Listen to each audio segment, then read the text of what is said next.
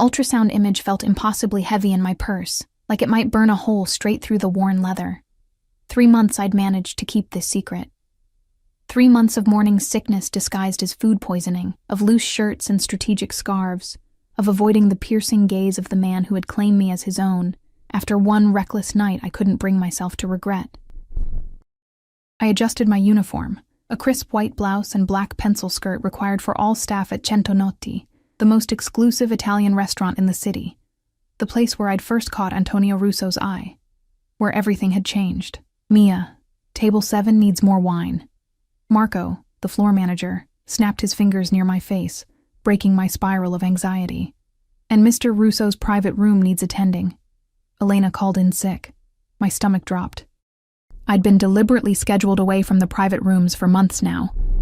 My own desperate request, after I discovered the pregnancy. After I realized I couldn't tell him.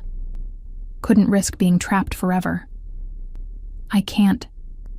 I started, but Marco was already walking away, shouting orders to the kitchen staff.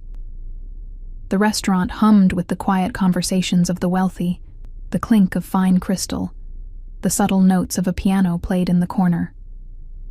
I grabbed a bottle of Brunello di Montalcino, Antonio's preferred wine, and tried to steady my breathing. My fingertips felt numb and cold against the glass as I made my way toward the private dining room at the back of the restaurant. 2 men in impeccable suits stood outside the heavy mahogany door. I recognized Dante, Antonio's right-hand man, his face impassive as always. The scar running from his left eye to his jaw twitched when he saw me. "Miss Mia," he said, voice low as he opened the door. "It's been a while." I nodded, unable to form words. Had Antonio told them to keep an eye out for me? Did they know I'd been avoiding him? The weight of the ultrasound in my purse felt like it might drag me through the floor.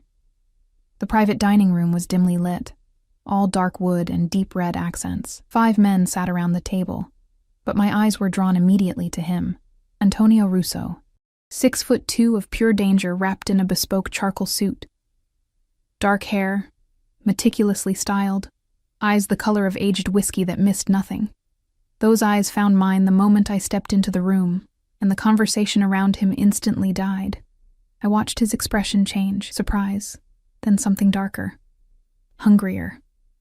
"Gentlemen," he said without looking away from me, "we'll continue this discussion tomorrow." No one questioned him. They simply gathered their things and filed out, nodding respectfully as they passed. Dante closed the door behind them, leaving me alone with the man I'd been running from, the father of my child. Antonio didn't speak at first. He simply studied me, his gaze traveling from my face down to my midsection, which I'd become expert at disguising, then back up again. I clutched the wine bottle like a shield. 3 months, he finally said, his voice deep and accented. 3 months you've been avoiding me, Tesoro. I swallowed hard. I haven't been avoiding you. I've been busy. A smile played at the corner of his mouth, but it didn't reach his eyes. Busy. Yes, I see. He gestured to the chair beside him. Sit. It wasn't a request. With Antonio, nothing ever was. I placed the wine on the table and sat, keeping my purse clutched tightly on my lap. My hands trembled slightly, and I knew he noticed. Antonio noticed everything. Pour, he instructed, pushing 2 glasses forward. I did as he asked, focusing on not spilling the deep red liquid. When I finished, he took 1 glass and slid the other toward me. Drink with me, Mia. My heart hammered against my ribs. I can't. I'm working. You can. And you will. His tone remained pleasant, but steel ran beneath it. Unless there's a reason you shouldn't drink. My eyes snapped to his. Did he know? How could he possibly know? He leaned forward, close enough that I could smell his cologne. Sandalwood and something darker, richer. Your friend Elena doesn't have the flu. She came to me, very concerned about you. Said you've been ill in the mornings. Said you've stopped drinking the staff wine after shifts. His eyes narrowed slightly. Said you've been hiding something. The blood drained from my face. Elena, my closest friend at the restaurant. She'd betrayed me to him. She works for you. It wasn't a question. Antonio shrugged one broad shoulder. Everyone in this city works for me, in one way or another. You should know that by now. I should have. I'd known who he was when I let him take me home that night. Known, but not understood. Not really. Not until I saw him calmly order a man's death over dessert a week later. Not until I realized I was carrying the child of one of the most dangerous men in the country. Tell me why you're avoiding me, he said, voice dropping to that intimate register that still haunted my dreams. Tell me what you're hiding in that purse you're clutching like it contains state secrets. My knuckles whitened around the leather strap. It's nothing. Mia. Just my name, but loaded with warning. I stood abruptly, nearly knocking over my untouched wine. I have to get back to work. In one fluid motion, he was on his feet, towering over me. He didn't touch me. He didn't have to. His presence alone was enough to freeze me in place. 3 months ago, you shared my bed for 2 weeks. You let me touch you, taste you, make you mine in every way possible. Then you disappeared from my life without explanation. His accent thickened with emotion. Now you won't look me in the eye. You won't drink with me. You clutch your bag like it holds your very life. He stepped closer. What happened to the woman who wasn't afraid of me? I saw what you really are, I whispered. Something flashed in his eyes. Pain, maybe. Though I couldn't believe a man like him could be hurt by anything I said. And what am I, Tesoro? A monster. The word slipped out before I could stop it. His jaw tightened. A monster who made you scream with pleasure. A monster whose name you called in the dark. He reached for me then, his hand settling on my hip. And the familiar heat of his touch sent a shock through my system. A monster you couldn't get enough of, if I remember correctly. I jerked away, bumping into the table. The movement sent my purse tumbling to the floor, its contents spilling across the plush carpet. Lipstick, wallet, phone, and the white envelope containing the ultrasound. Time seemed to stop as we both stared at it. Then Antonio moved, bending to pick it up before I could reach it. No! I lunged for the envelope, but he easily held it away from me. What is this that you're so desperate to keep from me? He studied the hospital logo on the corner. Understanding dawned in his eyes. Mia, he said, his voice suddenly hoarse. What is this? Please, I whispered. Please don't. But he was already opening it, already pulling out the grainy black and white image. I watched his face as he studied it, watched the most powerful man I knew go utterly still. Then his eyes found the typed information at the top. Patient name, Mia Collins. Below that, where I'd been asked to list the father's name, Antonio Emilio Russo. His fingers traced the letters of his own name, then moved to the small shape in the center of the image. When he looked up at me, his eyes burned with an emotion I couldn't name. That's our child, he whispered. And everything I'd feared and fought against for 3 months crashed down around me. I backed away until I hit the wall, tears burning in my eyes. I can't do this. I can't be with you, knowing what you are, what you do.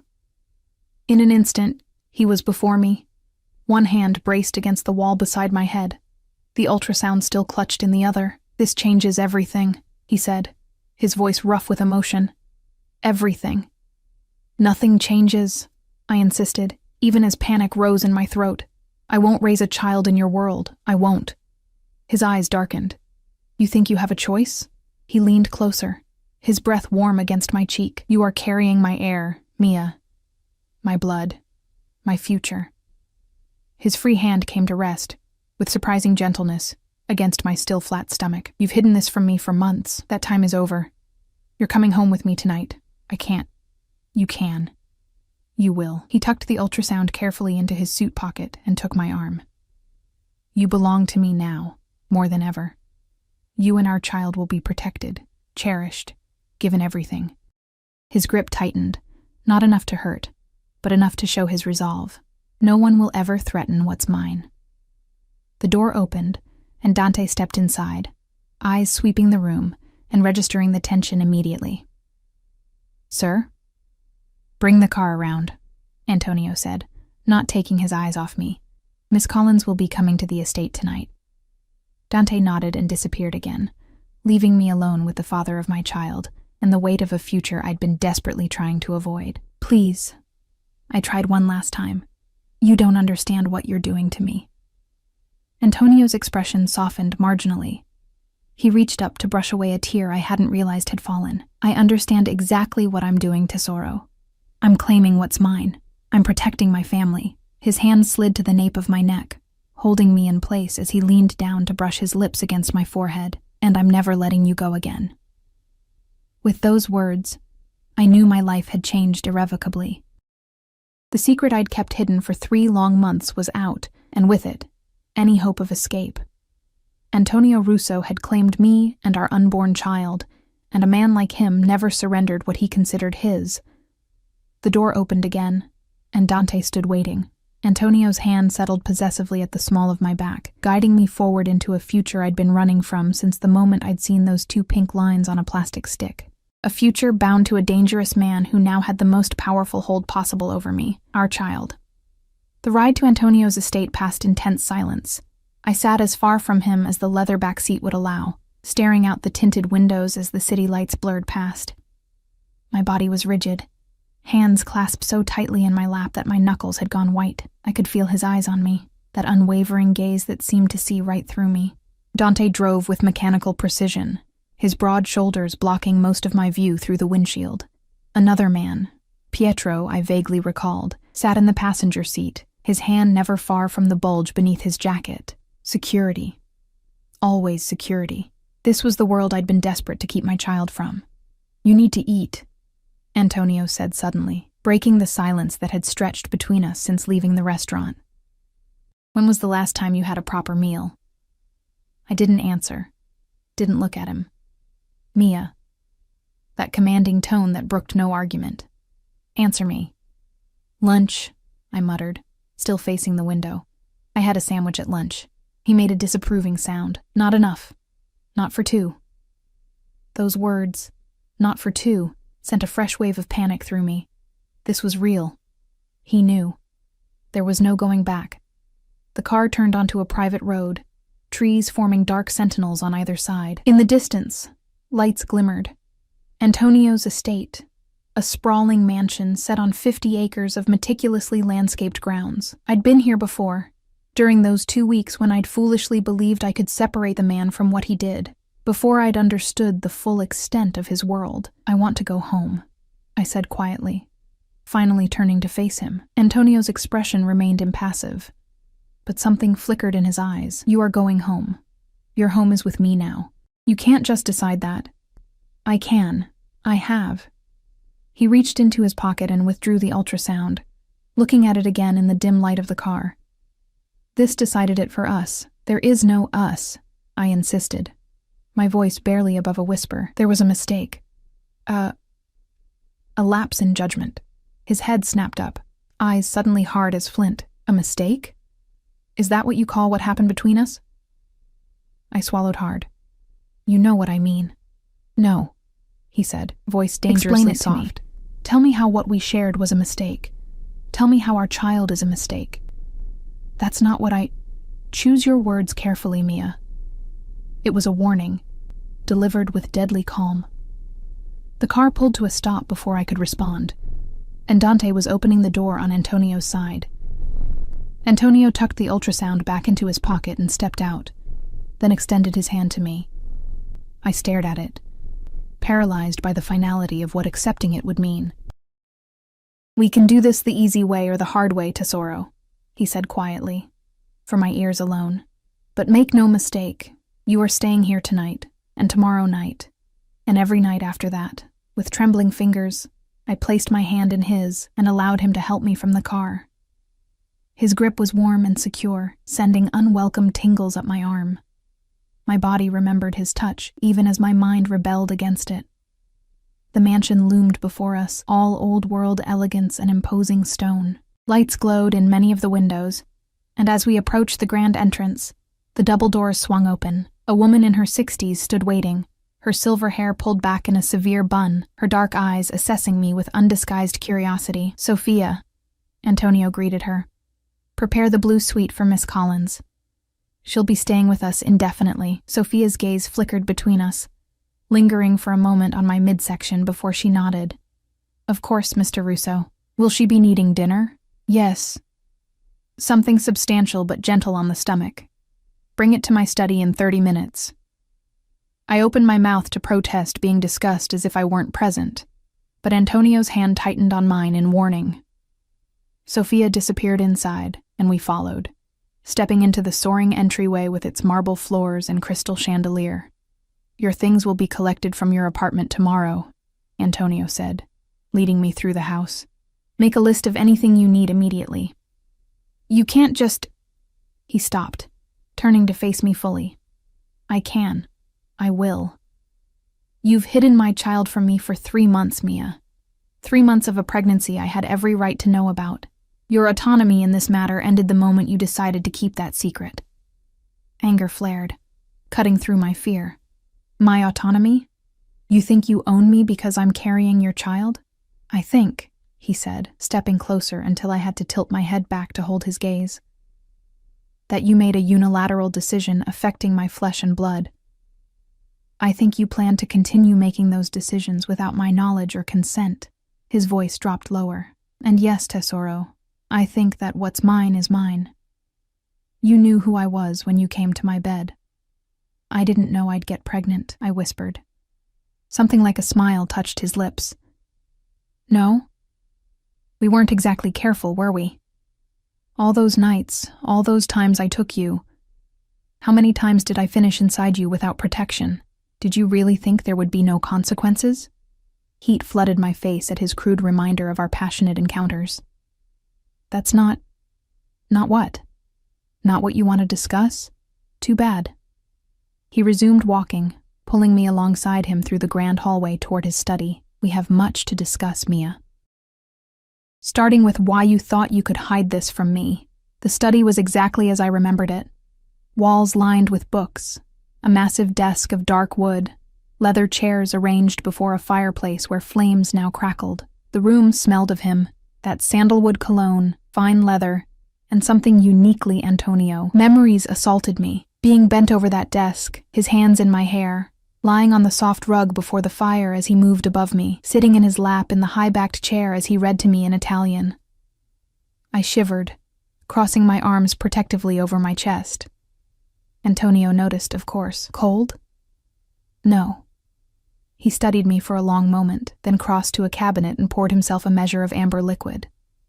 Sit, he said, gesturing to one of the chairs by the fire. I remained standing, defiance the only power I had left. I want to go home. You are home. He took a slow sip of his drink. Sit down, Mia, before you fall down. You're pale. I'm fine standing. In 2 strides he was before me, his free hand cupping my chin and forcing me to meet his gaze. You will sit down because you are carrying my child, and you look like you haven't slept in days.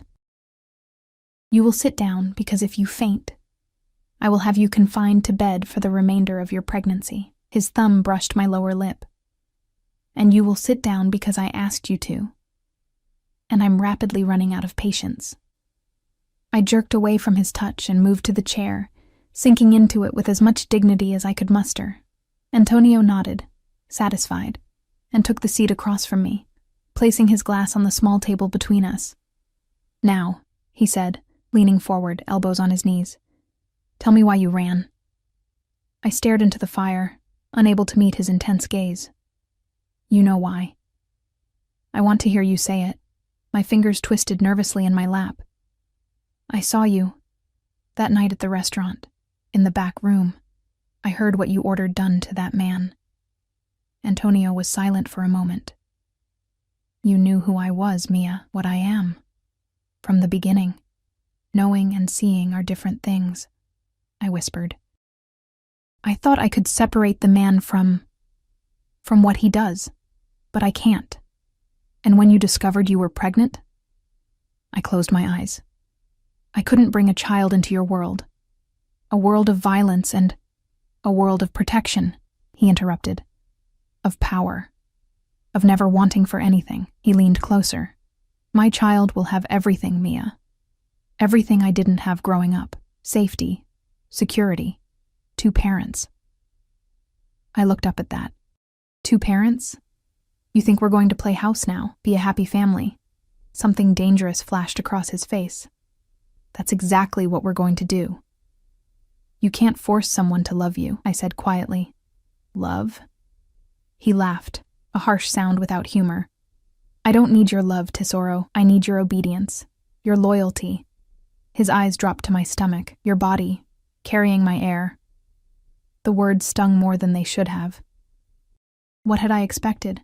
That he would profess some deeper feeling? That the weeks we'd spent together had meant something beyond physical pleasure and now, possession. And if I refuse? I asked, raising my chin. Antonio's smile was cold. You won't. You can't keep me prisoner, can I? He gestured around us. Look where you are, Mia. Look who I am. There is nowhere you could go that I wouldn't find you. No one who would help you against me. His voice softened slightly. But it needn't be a prison. This can be a home. Our home. You can have anything you want here, except my freedom, I said bitterly. His expression hardened again. Your freedom to do what? To take my child away from me? To raise my son or daughter without their father? He shook his head. No, that freedom you do not have. A knock at the door interrupted us. Sophia entered carrying a tray laden with food. A bowl of what appeared to be homemade soup, fresh bread, a salad, and a glass of milk. She set it on the table beside me, her eyes curious but kind. Thank you, Sophia, Antonio said. That will be all for tonight. She nodded and left, closing the door quietly behind her. Eat, Antonio commanded. I looked at the food, my stomach rumbling traitorously. I hadn't eaten since that sandwich at lunch, and despite everything, I was ravenous.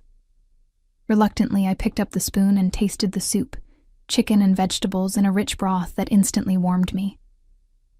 Antonio watched me eat, his expression unreadable. When I'd consumed about half the soup and most of the bread, he spoke again. How far along are you exactly? I set down the spoon. 14 weeks. He nodded, processing this. The morning sickness, is it bad? The unexpected concern in his voice caught me off guard. It's better now. The first trimester was rough, and you went through that alone. It wasn't a question, but I could hear the accusation beneath it. I had to. No, he said sharply. You chose to. You chose to suffer alone rather than come to me. Rather than let me take care of what's mine. I pushed the tray away, appetite gone. I'm not yours. This baby isn't a possession. Antonio stood abruptly, looming over me. You are mine, Mia Collins. You have been since the first night you came to my bed willingly, since the first time you cried out my name.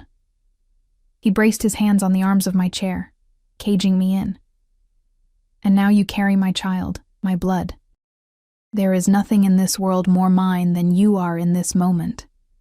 His face was inches from mine, his breath warm on my skin. Despite everything, the fear, the anger, the resentment, my traitorous body responded to his proximity. Heat pooled low in my belly, my heartbeat quickening. He noticed, of course. A knowing smile curved his lips. Your mind can lie, Tesoro. Your body cannot. I turned my face away. Don't. His fingers caught my chin, turning me back to face him. Tell me you don't still want me. Tell me you don't remember how good we were together. It doesn't matter, I whispered. What's between us? It's not enough. Not for this. It's a start, he said, his thumb tracing my lower lip. The rest will come in time, and if it doesn't, his eyes darkened. Then we will find a way to coexist for the sake of our child, but you will stay, Mia. That is non-negotiable. He straightened, releasing me from the cage of his arms. Finish your dinner, then I'll show you to your room. He crossed to his desk and picked up a phone. I need to make some calls. Plans must be adjusted now that my circumstances have changed. I watched him as he spoke quietly into the phone, issuing commands in a mixture of English and Italian. This was the reality of who he was. A man accustomed to absolute control, to being obeyed without question. A man whose world operated by different rules than the one I'd grown up in. A man who was now inextricably tied to me through the child growing beneath my heart. I placed my hand on my still flat stomach, a protective gesture that had become habit in the weeks since I'd learned of the pregnancy. Whatever happened now, whatever future stretched before me in this gilded cage, I would protect this child from the world, from Antonio's enemies, and if necessary, from Antonio himself. As if sensing my thoughts, he looked up from his call, his eyes meeting mine across the room. A silent promise passed between us. His to keep us, mine to resist being kept, a battle of wills that had only just begun.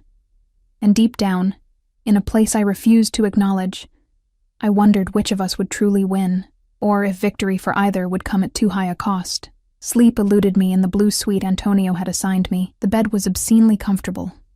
The sheets Egyptian cotton, the pillows cloud-soft, yet I tossed and turned, my mind racing with the day's events and the uncertain future that stretched before me.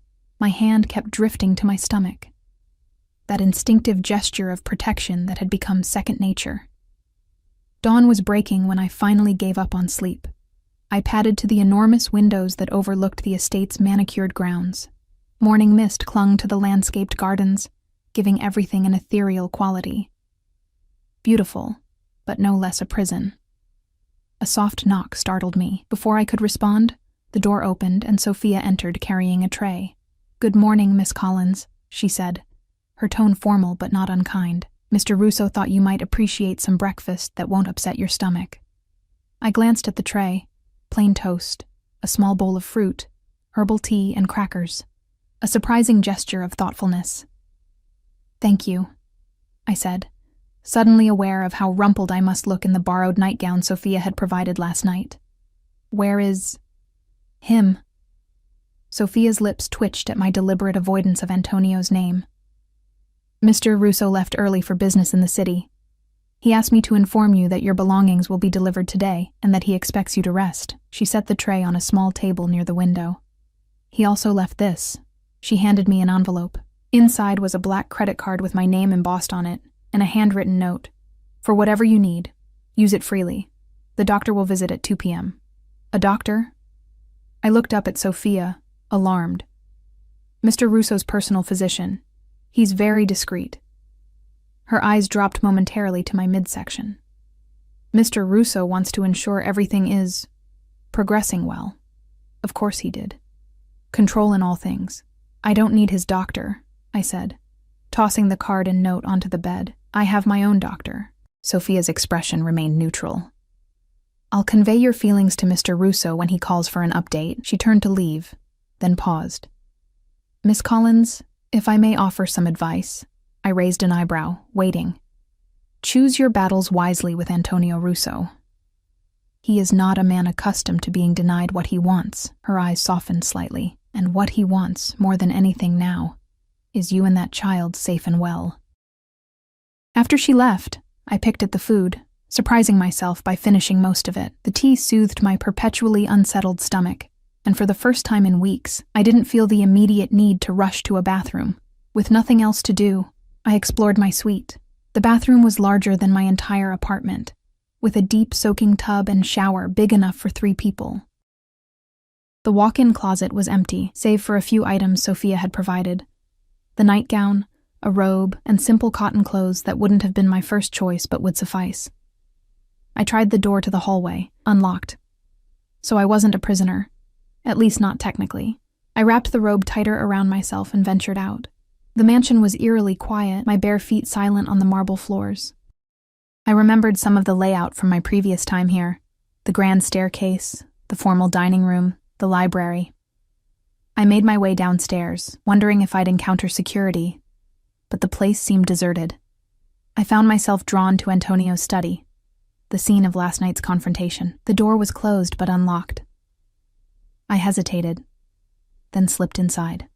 Morning light streamed through the tall windows, illuminating the space differently than the firelit intimacy of the previous evening. I moved to his desk, running my fingers over the polished surface, remembering, despite myself, how it felt to be pressed against it, his hands firm on my hips, his voice rough in my ear. A framed photograph caught my eye. I picked it up, surprised to see a much younger Antonio, perhaps 16 or 17, with an older man who shared his strong features. They stood before this very house, the man's hand firmly on Antonio's shoulder. Antonio wasn't smiling. I'd rarely seen him truly smile. but there was pride in his posture, in the set of his jaw. "My father," came a voice from the doorway. I nearly dropped the frame, spinning to find Antonio watching me, his expression unreadable. He wore another impeccable suit, though his tie was loosened, suggesting he'd just returned. "I didn't hear you come in," I said, setting the photo down carefully. "Clearly." He entered the room fully, closing the door behind him. "Did you sleep?" "Not really." He nodded as if he'd expected this answer. "The doctor will give you something safe for pregnancy, if you'd like." "I told Sophia I don't need your doctor." Antonio sighed, crossing to the bar cart to pour himself water. "Did you eat the breakfast I arranged?" "Yes," I admitted. "Good." He took a drink, studying me over the rim of his glass. "You're exploring." It wasn't a question, but I answered anyway. "I'm trying to understand my prison." His jaw tightened. "This isn't a prison, Mia. Then I'm free to leave?" "No." The single syllable hung in the air between us. "You're not." I crossed my arms. "Then it's a prison, no matter how gilded." Antonio set his glass down and crossed to me in 3 long strides. He didn't touch me, but his presence engulfed me, that unique combination of power, danger, and something undeniably magnetic. "You carry my child," he said, his voice low and intense. "My heir. Do you have any idea what that means in my world? The danger it puts you in?" I swallowed hard. "I didn't ask to be part of your world." "But you are." His hand came up to brush a strand of hair from my face, his touch surprisingly gentle. "You became part of it the moment you let me take you to my bed. And now, with this pregnancy." He shook his head. "There is no going back to sorrow, not for either of us." A knock interrupted us. Antonio stepped back, his expression closing off. "Enter." Dante appeared in the doorway. "Sir, the shipment from Miss Collins's apartment has arrived." Antonio nodded. "Have everything brought to the Blue Suite. And tell Dr. Moretti I want him here at 1, not 2. I opened my mouth to protest the change, but Antonio silenced me with a look. "You should rest before he arrives," he said, his tone brooking no argument. "We'll continue our discussion later." Dismissed, I had little choice but to follow Dante upstairs, where movers were already unloading boxes and bags of my belongings. It was surreal, seeing my life packed up and transported here without my consent. I recognized my clothes, books, even the small potted plants I'd kept on my windowsill. "Everything from your apartment is here," Dante said, his tone efficient. "Mr. Russo has terminated your lease and settled any outstanding payments." The finality of it struck me like a physical blow. "He had no right," I whispered. Dante's expression remained impassive. "Mr. Russo does what is necessary to protect what's his." He glanced briefly at my midsection. "Especially now." Left alone, I mechanically began unpacking, hanging my clothes in the massive closet where they looked small and out of place. I arranged my books on a shelf, set my plants on the windowsill, placed my laptop on the desk, creating the illusion of choice, of control, when I had neither. Dr. Moretti arrived precisely at 1 o'clock, a distinguished man in his 60s with kind eyes that somehow made the intrusion worse. Antonio joined us, standing silently in the corner as the doctor examined me with professional detachment. "The baby appears perfectly healthy," Dr. Moretti said after the ultrasound, his voice warm with genuine pleasure. "Strong heartbeat, good size for 14 weeks. Would you like to know the sex?" "You can tell already?" I asked, surprised. He smiled. "With reasonable certainty, yes." I hesitated, glancing at Antonio. His face remained impassive, but I could see the intensity in his eyes, the hunger to know. "Yes," I decided. "I want to know." Dr. Moretti pointed to the screen. "It's a girl. Congratulations to you both." A girl. My daughter. Antonio's daughter. I felt tears prick my eyes. The reality of this new life suddenly more concrete than ever before. When I looked at Antonio, I was shocked by what I saw. His mask had slipped, revealing raw emotion, wonder, pride, and something that looked almost like vulnerability. "A daughter," he said softly, more to himself than to me or the doctor. Dr. Moretti printed several copies of the ultrasound and wrote me prescriptions for prenatal vitamins and something mild for sleep. After he left, Antonio and I remained in silence, the knowledge of our daughter hanging between us. I never had a sister, Antonio finally said. Only brothers. I don't know much about girls. The unexpected admission, almost human in its uncertainty, caught me off guard. I'm an only child, I offered. I don't know much about children at all. He crossed to the window, hands clasped behind his back. She will want for nothing. The best schools, the best opportunities, everything. Money isn't everything, I said quietly. She'll need love, safety, normalcy. He turned to face me. You think I cannot provide these things? I think your world makes them impossible. How can she be safe when you have enemies? How can her life be normal when her father... I trailed off, unable to finish. When her father is a monster, he supplied, his voice deceptively calm. Is that what you were going to say, Mia? I didn't answer, but my silence was confirmation enough. Antonio moved closer until he stood directly before me. Let me be very clear, Tesoro. I may be many things.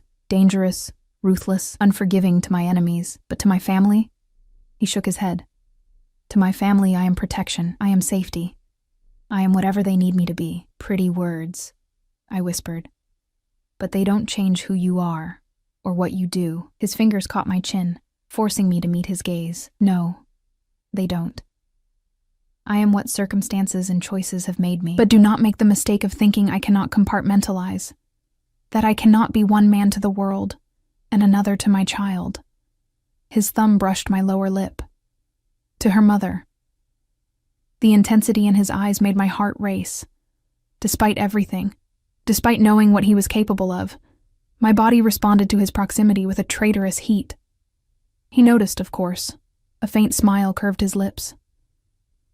You still want me, even now, even knowing what you claim to know about me.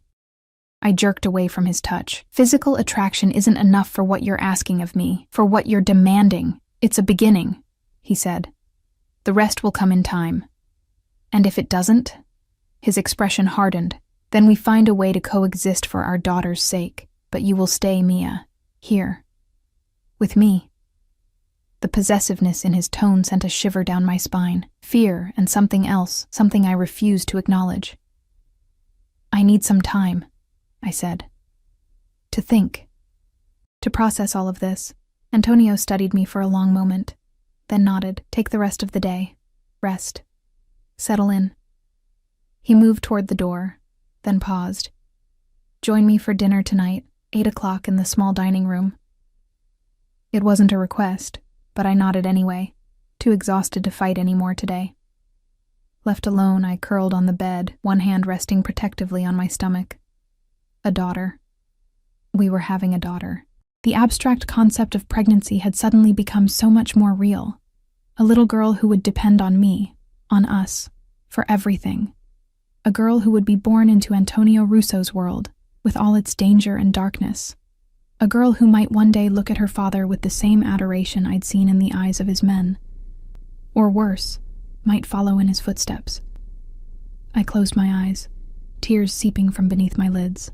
How had my life come to this? Trapped in a gilded cage with a dangerous man, carrying his child, torn between fear of who he was and the undeniable pull he still exerted over me. And somewhere, in a corner of my heart I didn't want to examine too closely, a tiny voice whispered that maybe, just maybe, there was more to Antonio Russo than the monster I'd labeled him, the tenderness I'd glimpsed when he learned we were having a daughter, the care he'd taken with the breakfast, with the doctor's appointment. The fierce protectiveness that, while suffocating, came from a place I couldn't entirely condemn. I drifted into an uneasy sleep. Dreams filled with shadowy figures and a small girl with Antonio's whiskey-colored eyes, reaching for me from behind bars of gold. Dinner with Antonio was a carefully choreographed affair. I'd chosen a simple black dress from my own clothes, modest but flattering, showing just enough to remind him of what we'd once shared without suggesting I was offering it again. My small act of defiance in a situation where I had precious little control. The small dining room was intimate, with just a table for 6 set with fine china and crystal.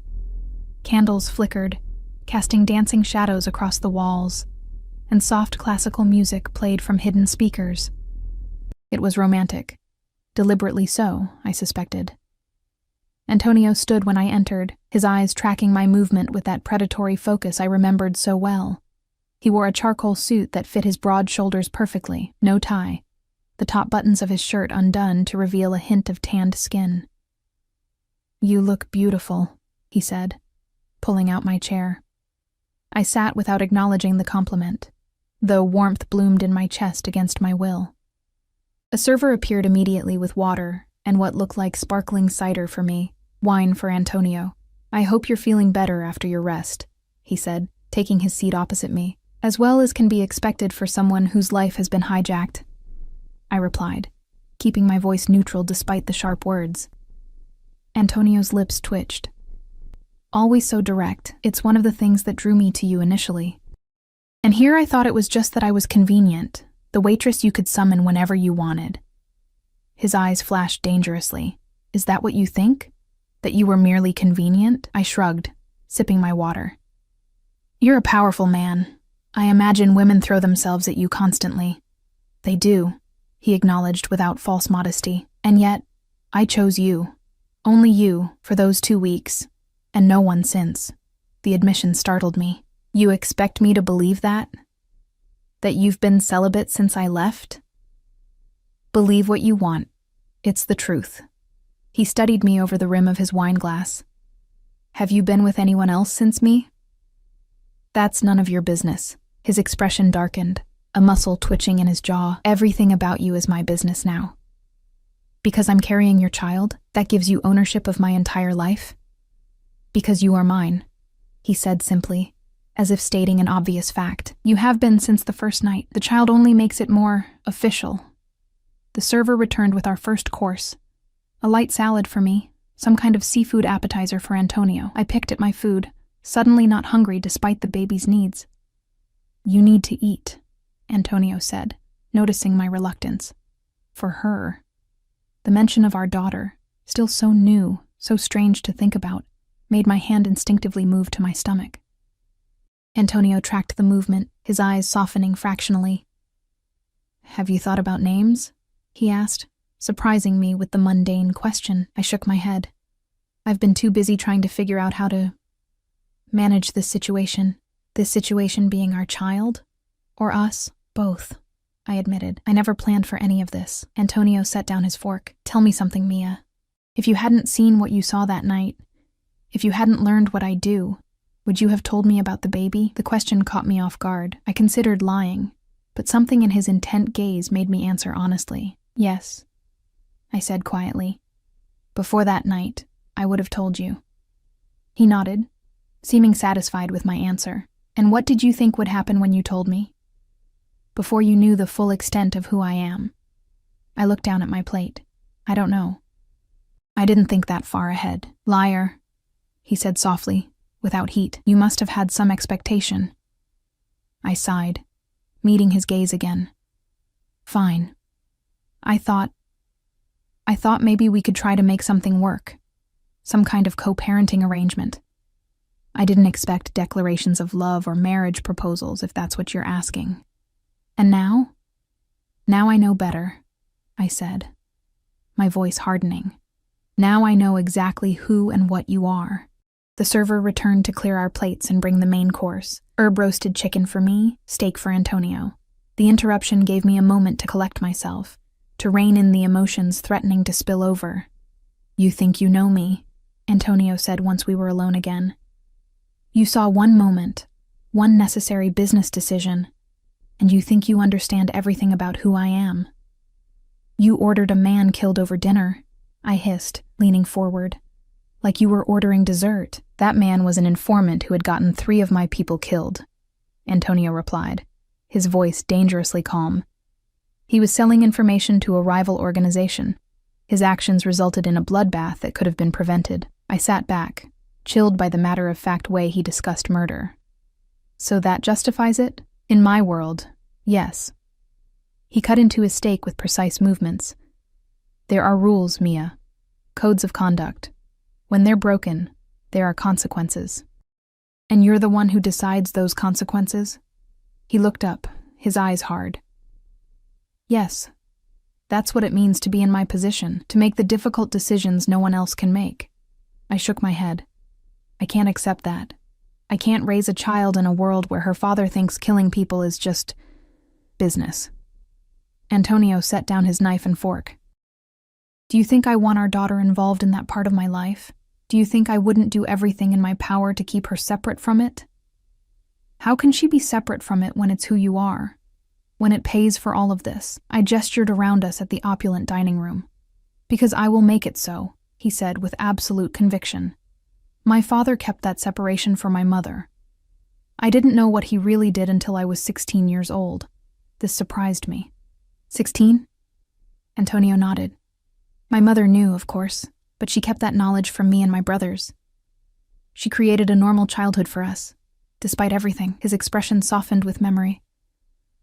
Sunday dinners, school events, holidays, all the traditional things families do. I tried to imagine it. Antonio as a child, innocent of his father's true business, living what he believed was a normal life. It was harder to reconcile with the dangerous man before me. And when you found out at 16, I asked, what then? Something dark flashed across his face. That is a story for another time. I pressed on. Did you have a choice about joining this business? Or was it expected? There is always a choice, Mia, he said quietly. But some choices are harder than others. He took a sip of wine. I chose this life with my eyes open. I don't regret it. And our daughter? Will she have a real choice? His jaw tightened. My business will pass to my brother's sons, not to her. His eyes met mine, intense and unwavering. She will be protected, educated, given every opportunity. She can become anything she wants, doctor, lawyer, artist, anything but this. I wanted to believe him, wanted to believe our daughter could grow up normal despite her father's world. But doubt gnawed at me, and if your enemies find out about her, about me, what then? They won't, he said with deadly certainty. And if, by some failure of my security, they did? His expression turned predatory. They would not live long enough to act on that knowledge. A chill ran down my spine. This was the reality of the man across from me, capable of terrible violence in the name of protection. A man who saw killing as sometimes necessary. A man who would do anything to defend what he considered his. And now, that included me and our unborn daughter. The rest of dinner passed in strained conversation about safer topics. The renovations he was planning for the nursery, the doctor's recommendations for my health, the change of seasons approaching. It was almost normal, almost domestic, if I could forget who he was, what he did. But I couldn't forget. Not entirely. After dinner, Antonio suggested a walk through the gardens. The night air was cool, but not cold. Stars twinkling above us as we strolled along illuminated pathways through meticulously maintained grounds. My mother designed these gardens, he said as we passed a fountain. She loved flowers, said they brought beauty to counterbalance the ugliness in the world. She sounds wise, I said quietly. Antonio nodded. She was. She died when I was 25. Cancer. His voice held a rare vulnerability. There was nothing all my father's power and money could do to save her. I found myself reaching for his hand without thinking. He looked surprised at the gesture, but entwined his fingers with mine, his grip warm and secure. I'm sorry, I said, meaning it, about your mother. He squeezed my hand gently. She would have loved you, your spirit, your refusal to be intimidated even by me. A smile touched his lips, especially by me. We walked in silence for a while, hand in hand under the stars. In that moment, it was easy to forget everything between us. The fear, the anger, his world, and what it meant for our future. Easy to remember instead the way it had been during those 2 weeks, when I'd thought I could separate the man from what he did. What are you thinking? He asked, breaking the spell. I withdrew my hand from his. That this is all an illusion, a pretty fantasy that can't last. His expression hardened. It's only an illusion if you make it one. Reality has a way of intruding, I said. Sooner or later. We had reached a stone bench overlooking a small pond. Antonio gestured for me to sit, then joined me, close enough that I could feel the heat of his body but not touching. "What would it take, Mia?" he asked, his voice low and intense. "What would it take for you to give us, a real chance? For our daughter's sake, if nothing else." I looked out over the dark water, collecting my thoughts. "I don't know if there's anything you could do or say that would make me comfortable with who you are, with what you do. I can't change the past," he said, "or who I am now. But the future?" He turned to face me fully. "For you and our daughter, I might be willing to reconsider certain aspects of my business." I stared at him, shocked by what seemed like an enormous concession. "What does that mean exactly?" "It means I've been considering legitimizing more of my operations, moving away from certain activities." His expression was unreadable in the dim light. "It's a process that would take time, years perhaps, but it could be done." "Why would you do that?" I whispered. "For us?" His hand came up to cup my cheek, his touch surprisingly gentle. "Because some things are worth changing for." The sincerity in his voice made my heart race. Was it possible? Could Antonio Russo, feared Mafia boss, actually change? And even if he could, would it be enough? "I need more than words," I said, pulling away from his touch. "I need time, and proof." He nodded slowly. "Fair enough. Time you shall have. As for proof," he stood, offering me his hand. "That will come day by day, starting now." I hesitated, then placed my hand in his, allowing him to help me up. We walked back to the house in silence, his hand at the small of my back, protective, possessive. At the foot of the grand staircase, he paused. "Sleep well, Tesoro." He leaned in slowly, giving me time to pull away, and pressed a gentle kiss to my forehead. "Dream of the future, our future." I watched him walk away, conflicted emotions warring within me. Hope and skepticism, desire and fear, the memory of who we had been together, and the reality of who he was to the world. As I climbed the stairs to my suite, one hand resting on my stomach where our daughter grew, I wondered if Antonio Russo could truly change, and whether I could trust such a change if it came, or if, like everything else about him, it would prove to be a beautiful, dangerous illusion. 3 months passed in a strange domesticity. My body changed, the subtle curve of my stomach becoming more pronounced each week. Antonio was attentive in ways I hadn't expected, ensuring I ate properly, accompanying me to doctor appointments, even reading books on pregnancy and child development late into the night. We settled into a cautious routine. Breakfast together when his business allowed. Dinners almost every evening. Walks in the garden where conversation flowed more easily, away from the imposing walls of the mansion. But I remained in limbo, not quite prisoner, not quite free.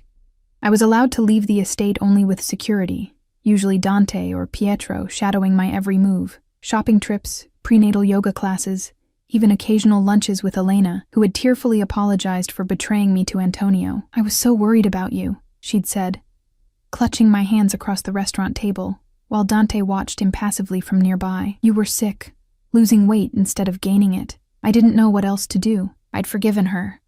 Understanding her concern had been genuine, even if her methods weren't what I would have chosen. Today marked a milestone, 28 weeks pregnant, the beginning of the 3rd trimester. I stood before the full-length mirror in my suite, studying my reflection. My hands cradled the definite bump where our daughter grew. She was active now, kicking and shifting, especially at night when I was trying to sleep. A knock at the door pulled me from my thoughts. "Come in," I called, expecting Sophia with breakfast. Instead, Antonio entered, already dressed for the day in a slate-gray suit that emphasized his broad shoulders. His eyes immediately went to my hands on my stomach, a possessive warmth entering his gaze. "Is she moving?" he asked, crossing to me. I nodded. "She's restless this morning." He hesitated, then asked, "May I?" This had become our dance, his careful requests to touch, to be part of this pregnancy, and my cautious allowances. Slowly, so slowly, the wall between us had begun to crumble, brick by brick. I took his hand and placed it where our daughter was most active. His palm was warm through the thin fabric of my nightgown, his touch gentle despite the strength I knew those hands possessed. A moment passed, Then his eyes widened as he felt a definite kick against his palm. "She's strong," he said, a hint of pride in his voice, like her father. I replied without thinking. His eyes met mine, surprise and pleasure evident in their whiskey depths, and stubborn like her mother, I suspect. A smile tugged at my lips despite myself. This was the Antonio few people saw, the man beneath the dangerous facade, capable of tenderness, of wonder at the small miracle growing between us. He reluctantly withdrew his hand. "I came to ask if you'd join me for dinner tonight, not here. There's a restaurant on the lake, very private, very secure." "A date?" I asked, arching an eyebrow. "If you like," he said, a rare smile softening his features.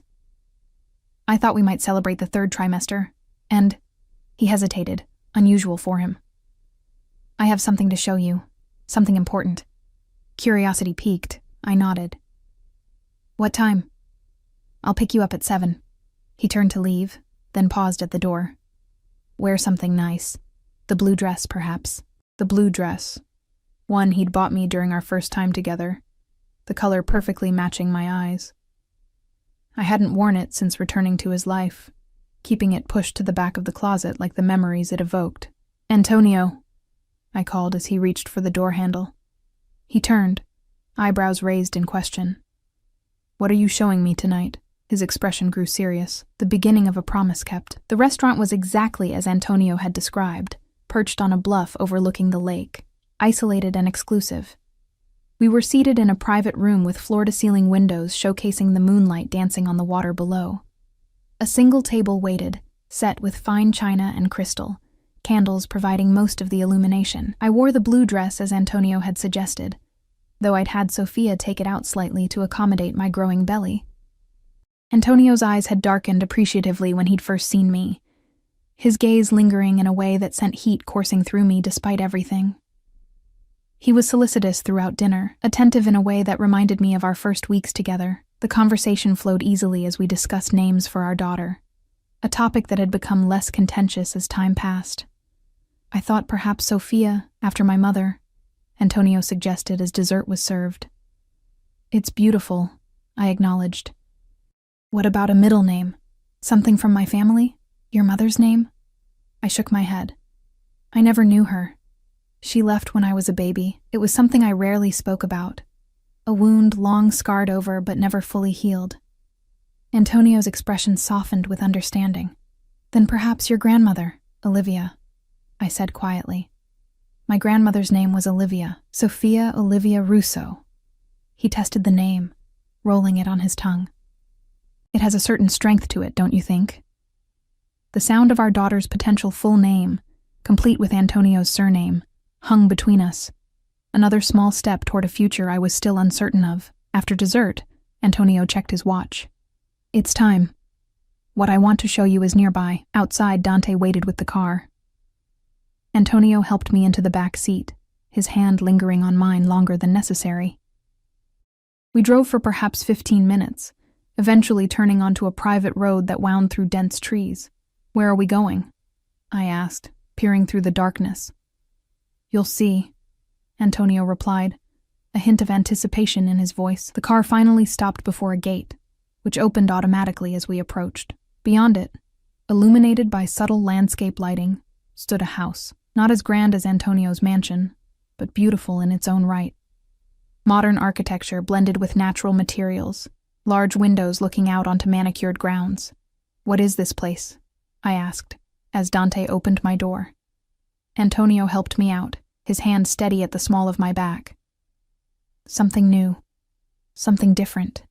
He led me to the front door, which opened at his touch. Inside, the house was warmly furnished, stylish but comfortable, with none of the intimidating opulence of the mansion. "This is yours," Antonio said, watching my reaction carefully.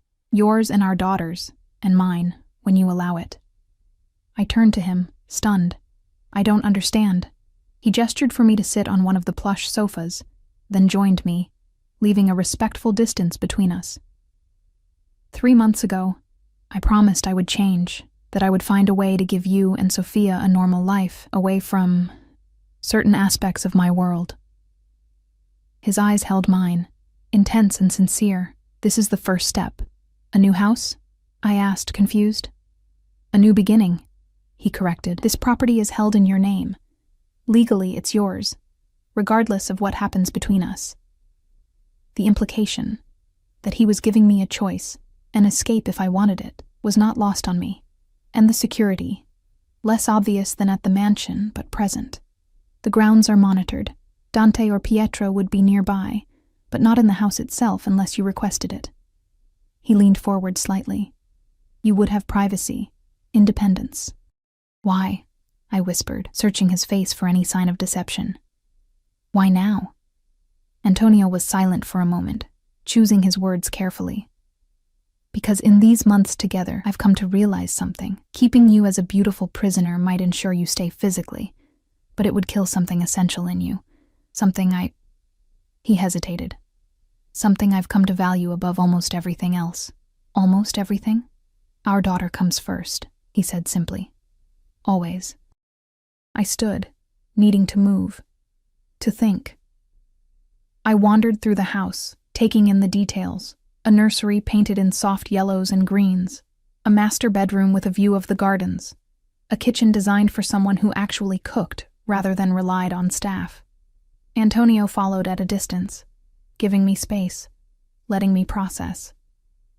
"There's more," he said as I completed my tour, returning to the living room.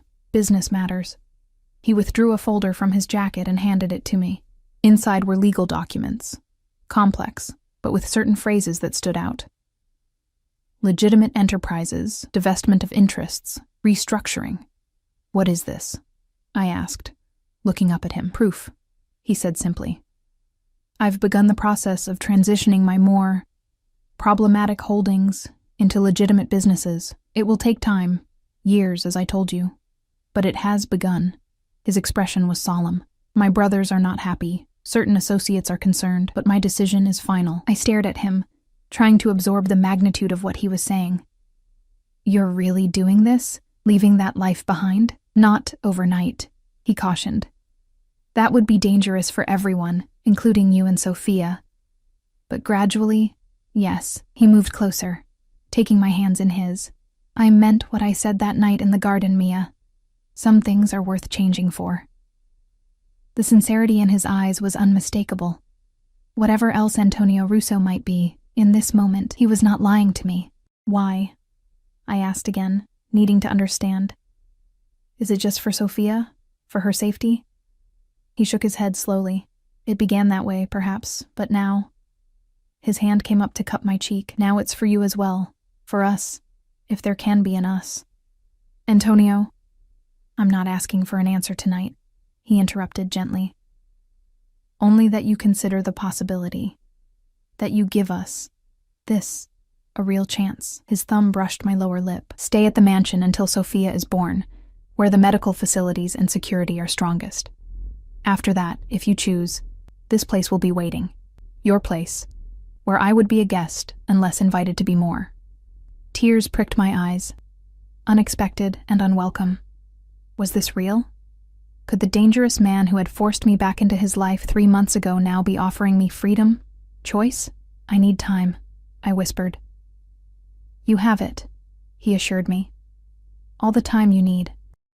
His hand slid to the nape of my neck, and slowly, giving me every chance to pull away, he leaned in.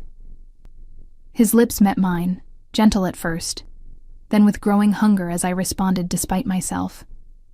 It had been months since he'd kissed me, since I'd allowed this connection between us, and my body remembered everything my mind had tried to forget. When we finally broke apart, both breathing heavily, his forehead rested against mine. "Come home," he murmured. "Think about everything I've shown you tonight. We'll talk more when you're ready." The drive back to the mansion passed in contemplative silence, his hand holding mine on the seat between us. My mind raced with possibilities, with fears, with tentative hope. That night, lying in my bed in the blue suite, one hand resting on my rounded belly where Sophia occasionally kicked, I allowed myself to truly consider a future with Antonio Russo. A man who was changing, slowly, imperfectly, but genuinely, for his daughter, for me. I thought of the house by the lake, a compromise between captivity and freedom. I thought of the business documents, the first concrete evidence of his promised transformation. I thought of the way he'd kissed me, not demanding or possessive, but with a vulnerability I'd never expected from him. And somewhere in the early hours before dawn, as Sophia shifted restlessly beneath my palm, I made my decision.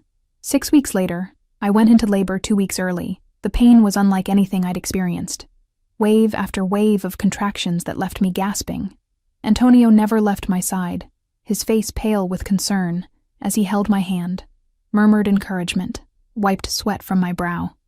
"You're the strongest woman I know," he whispered as I pushed through another contraction. "You can do this, Tesoro." For 12 grueling hours I labored, cursing him colorfully in both English and the Italian phrases I'd picked up during our months together. He took it all without complaint, his eyes never leaving my face, his grip on my hand steady and sure. And then, with one final monumental effort, our daughter entered the world, red-faced and squalling, perfect in every way. "Sophia Olivia Russo," the doctor announced, placing her on my chest. Through tears, I looked down at her tiny face, her shock of dark hair so like her father's. Antonio leaned close, one gentle finger tracing her cheek with a reverence I'd never seen in him before. "She's beautiful," he whispered, his voice thick with emotion, like her mother. In that moment, watching this dangerous man transformed by love for his daughter, I knew we would find our way forward. Not perfect, perhaps not even conventional, but ours. A family forged in complicated circumstances but strengthened by choice, by change, by the tiny miracle now sleeping against my heart. 1 month later, we moved to the house by the lake. Antonio came to dinner each night, but left afterward, respecting my need for space, for autonomy, until the night I asked him to stay. "Are you sure?" he asked, searching my face for any sign of doubt. I nodded, taking his hand and leading him toward the bedroom we would now share. "I'm sure. We'll take it day by day, but I want to try. For real this time." His smile, rare, genuine, transformative, was answer enough as he followed me into our new beginning. The ultrasound that had changed everything now hung framed in Sophia's nursery, a reminder of the unexpected path that had led us here. Not a fairy tale, not a perfect resolution, but a hard-won second chance for 2 imperfect people and the daughter who had brought them together. And as Antonio wrapped his arms around me that night, Sophia sleeping peacefully in her crib down the hall, I knew that sometimes the most beautiful futures come from the most complicated beginnings.